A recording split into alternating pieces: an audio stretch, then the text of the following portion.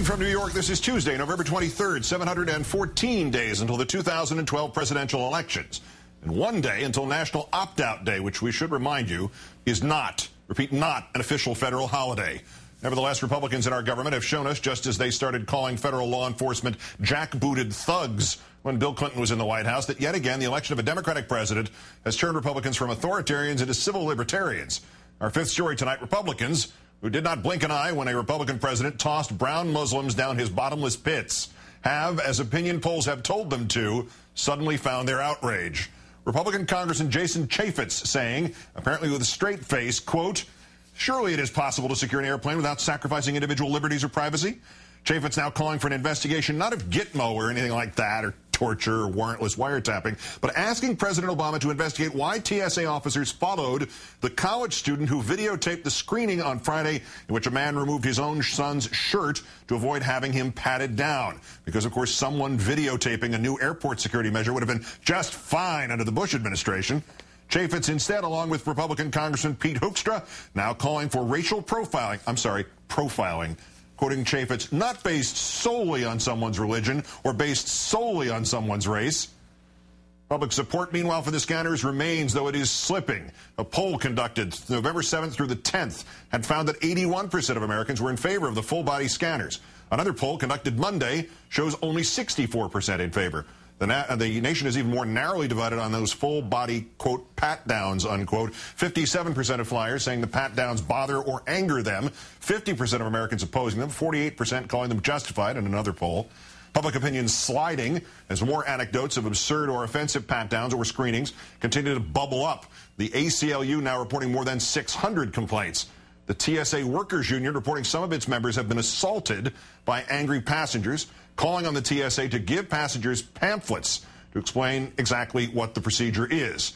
An important note to consider if you're thinking of opting out of the full-body scan tomorrow, once you do opt out, after they tell you your only other option is a full-body pat-down, you can't change your mind. A point Homeland Security Secretary Napolitano admitted yesterday when asked whether the pat-downs were, quote-unquote, optional.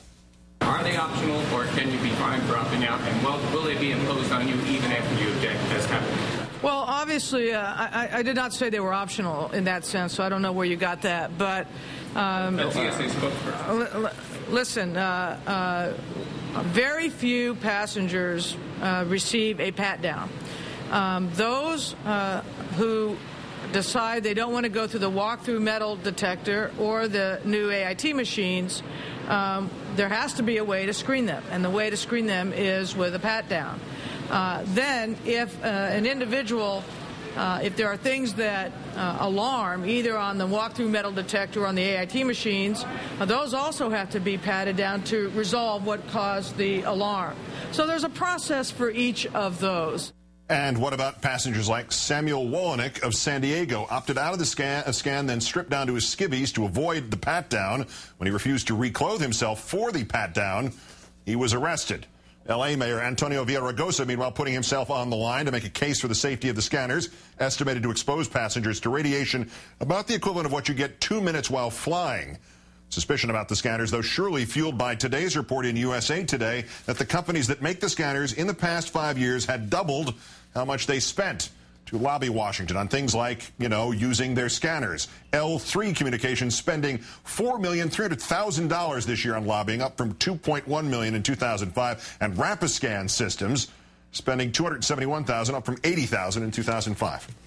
Let's bring in airline pilot Patrick Smith, also an author and columnist who blogs at AskThePilot.com. Mr. Smith, thanks for your time tonight. Thanks for having me. National Opt-Out Day.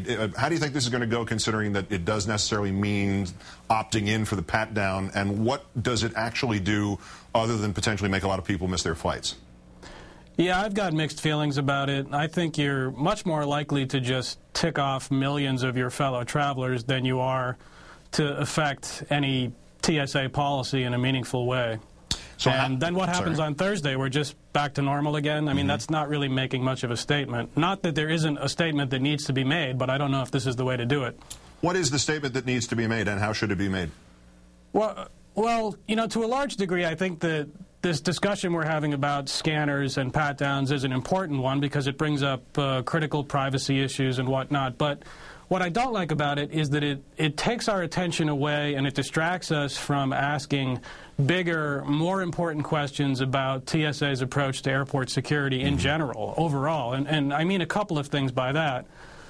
Mainly, I mean, we have this approach where every single person who flies, from a toddler to an elderly woman to a pilot in full uniform, is considered a potential terrorist. And I'm sorry, but in a country where 2 million people fly every day, that's just not sustainable. It's ultimately not enforceable. It's just a self-defeating approach.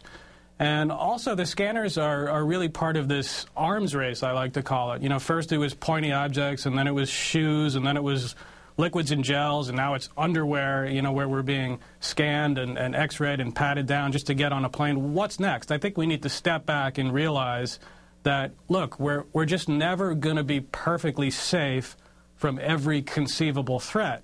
And we also have to realize that the real nuts and bolts of airport security isn't what we see there on the concourse. It goes on behind the scenes. It's the FBI and CIA and counterintelligence. It's not the guy going through your bags arguing with you about the size of a shampoo bottle. We need to get past that and have a system that starts looking for people who might use weapons rather than weapons themselves. How do they do that without resorting or, in effect, turning to racial or ethnic profiling? Well, some kind of profiling might be part of the answer. You know, the Israelis are very good with what they call behavioral profiling. You know, we need to bring in some of that. We need to have a layered approach that brings in many different things and just stop with this, you know, zero tolerance, everybody's a suspect, everything is a weapon. You know, they're still taking little pointy objects out of people's bags. I had a knife taken from my luggage when I was on duty in my uniform. Stuff like that does nothing to improve security. On the contrary, it takes resources, money, and manpower away from doing more important things. I think we should scale back a lot of what we see on the concourse and reallocate those people and those resources to better explosive screening behind the scenes, that sort of thing. There was a phrase thrown about today that I hadn't heard before, security theater. Is any of the new scanning or pat-down techniques, are they of any actual practical use by themselves? Well, it's funny, the polls that you cited a few minutes ago show that the majority of Americans are in favor of this, which takes me aback a little bit. You know, I want to say to people, do you want to feel safe or do you actually want to be safe? Because I don't see that this is making us any safer. You know, and if we are going to deploy these scanners, these body scanners, I have a simple question, which is why are we not doing it overseas in the Middle East or Africa or South America, wherever, where, you know, somebody is much more likely to try and smuggle a bomb on board versus Des Moines or Pittsburgh.